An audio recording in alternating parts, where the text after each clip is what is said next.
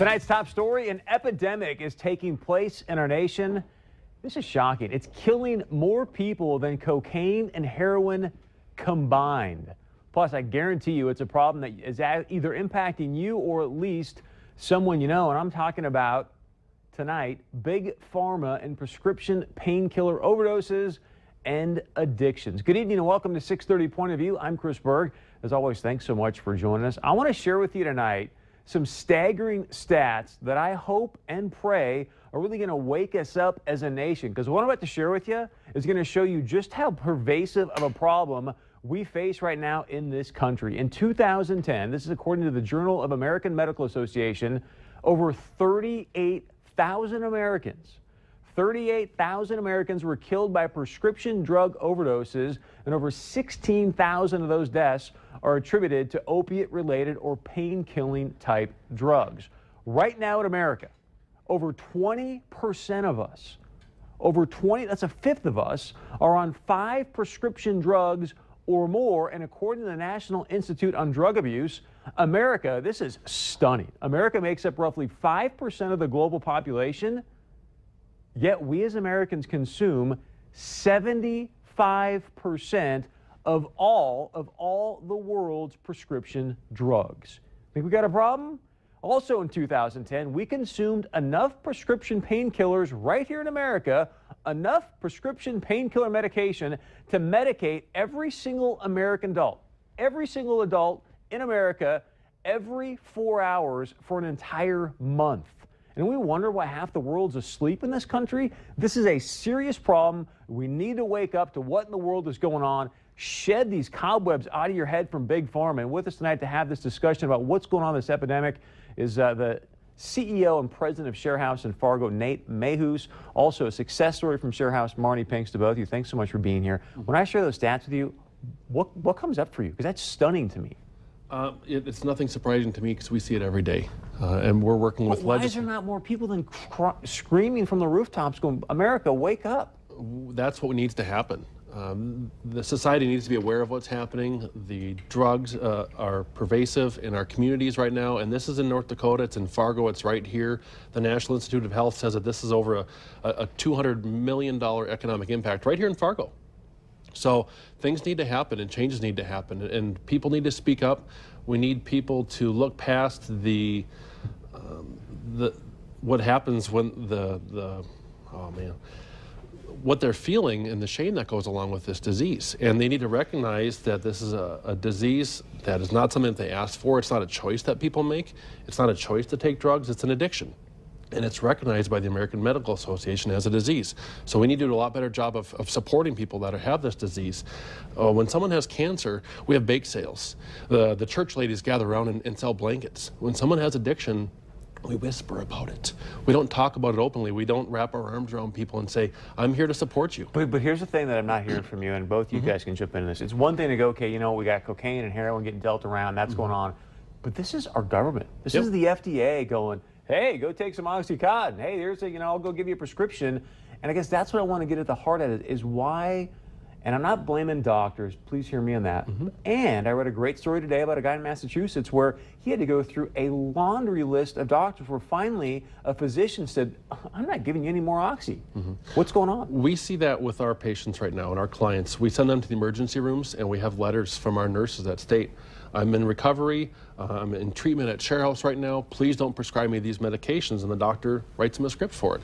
So, yep, exactly. It's shocking. And so again, where's the negligence, and who's responsible for that? I think it's opening people's eyes. You go back to the medical schools where the doctors are trained. They're not trained in addiction. They're not trained to recognize the symptoms of addiction. And doctors that work... a piece of paper right in front of them saying, don't do this. I know. But doctors in emergency rooms are trained for acute care. Here's the problem. Here's the solution. Send them home. The medical system that we have in place right now is for sick care. It's not for well care. And so we need to, as a system... Look, and again, I don't want to... This is pure speculation. Let me put it this way. But we all know doctors graduate. They got a ton of college debt. Absolutely. From what I hear, if I'm dealing out a bunch of prescriptions, Big Pharma is going to give me some kickbacks. Is that accurate? Is that part of the incentive for them to go, look, I know I shouldn't do this, but here's a prescription? I can't answer that, honestly. I don't want to go That's there. speculation on my part too, but that's But what again, I I heard. think it's education for the community as a whole, and getting people to stand up and recognize what's happening and saying, we're not going to stand for it anymore. The people that are suffering from addiction need help, they need support, and getting them into treatment, educating the community earlier about the symptoms of addiction and the signs. If someone's laying here on the floor and they're suffering from a heart attack, we're all going to call 911. But when we recognize that a friend or a family member is suffering from addiction, we just sit and watch. And we Well, worry. I wouldn't say that's totally, because I know a lot of addicts that they will run and hide and do whatever they can not to obviously face what's going on in their own lives. So I don't want to put it only on family and society. But I want to hear from you, Marnie. You're obviously a success story from Sharehouse. Quickly, though, your thoughts on those stats and your experience, because you did have a problem with painkillers, correct? Yes. If you go into the doctor and tell them what's going on, they'll give you prescriptions. And as you go back, they just continue to give you more and more. And my husband was very sick too, and I couldn't believe all the medication that he was on, and all he had to do was just ask.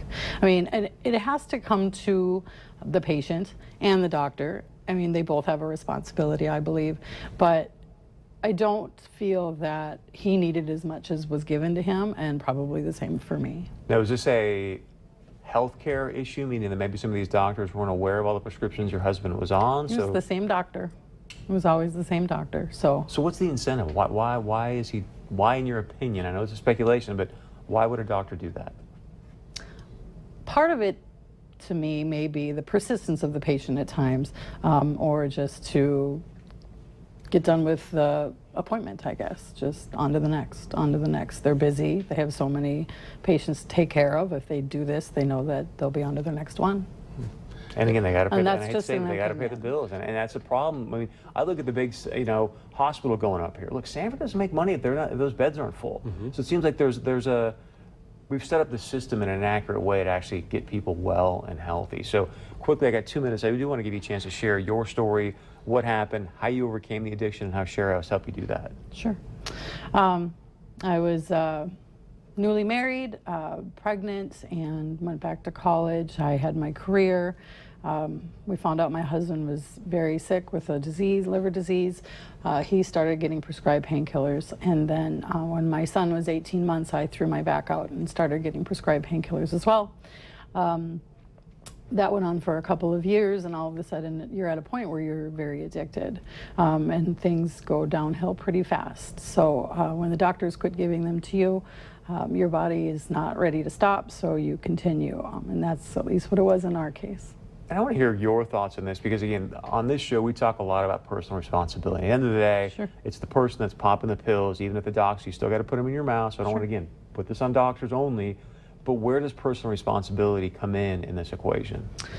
The worst part about it is when you wake up one day and realize where you're at in your life, your body is still in need of something. So if you want to be able to go to work, take care of your family, do the things, your just daily functions that you're doing, you can't survive without it.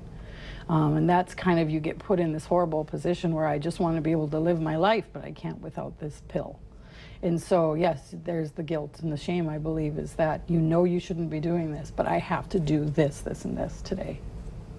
And you kind of, it's just a tough situation to be in. I think the most important thing, when I hear these stats, 38,000 people, 16,000 opiates, 75%. So quickly, what I want you to share is, if there's somebody out there, which clearly it looks like there is, that knows somebody that has this addiction, or they do themselves, what advice would you give to them? Go to treatment. Go to treatment.